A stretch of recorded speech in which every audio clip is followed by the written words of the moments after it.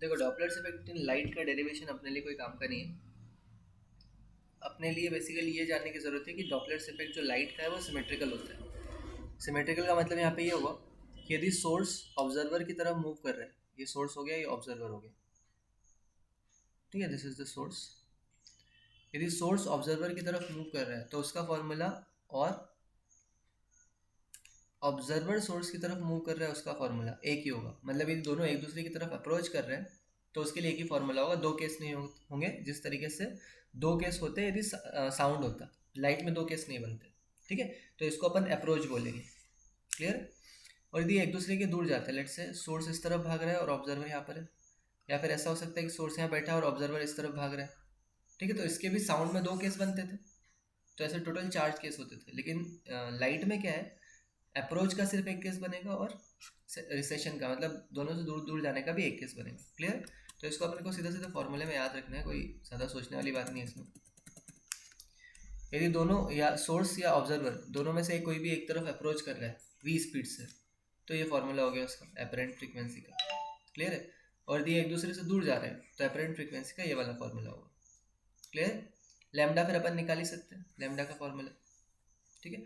अब यदि speed of object source या speed of sound, speed of source या फिर speed of observer speed of sound से बहुत स्पीड ऑफ लाइट से बहुत कम है, तो उसके लिए अपन ये वाला फॉर्मूला डायरेक्ट याद कर, क्लियर है। इसको डायरेक्ट ऐसे याद रखना है।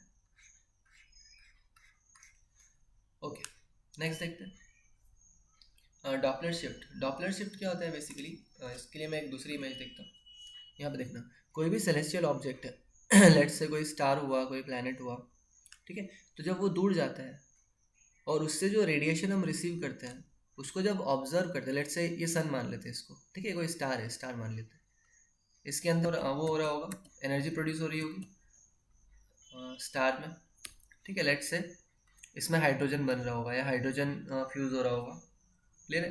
तो हाइड्रोजन से बेसिकली हीलियम बन रहा होगा, तो यहाँ से कुछ रेडिएशंस निकल रही होगी इनकी, ठीक है।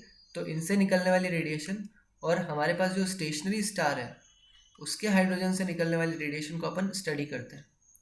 तो इसमें क्या, जो ग्राफ है उनका वो शिफ्टेड रहता है, तो उसको अपन रेड शिफ्ट बोलेंगे।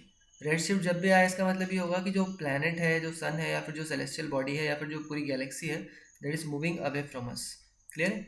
इसका बिल्कुल उल्टा, यदि शिफ्ट ब्लू आया, ये नाम देके रखा है ब्लू शिफ्ट रेड शिफ्ट, यदि शिफ्ट ब्लू शिफ्ट आया तो हम उसको बोलेंगे it is moving towards us, clear. और कितना शिफ्ट होगा उसके लिए ये वाली वैल्यू है लेमडा की। रेड शिफ्ट और ब्लू शिफ्ट की देखो दोनों की सेम वैल्यू है, ठीक है। बस ब्लू शिफ्ट में एक माइनस साइन लगा हुआ, रेड शिफ्ट में माइनस साइन नहीं है, मतलब प्लस होगा, क्लियर है। तो जब भी शिफ्ट पॉजिटिव है तो रेड शिफ्ट हुआ, जब भी शिफ्ट नेगेटिव है तो ब्लू शिफ्ट या फिर वायलेट शिफ्ट हुआ, क्लियर है। रेड शिफ्ट का मतलब है कि ऑब्जेक्ट या फिर जो बॉडी है that is moving towards away from us, तो it is away from us, ठीक है। एंड ये वाला है टुवर्ड्स अस, ये हमारी तरफ मूव करेगी, क्लियर, दैट्स इट।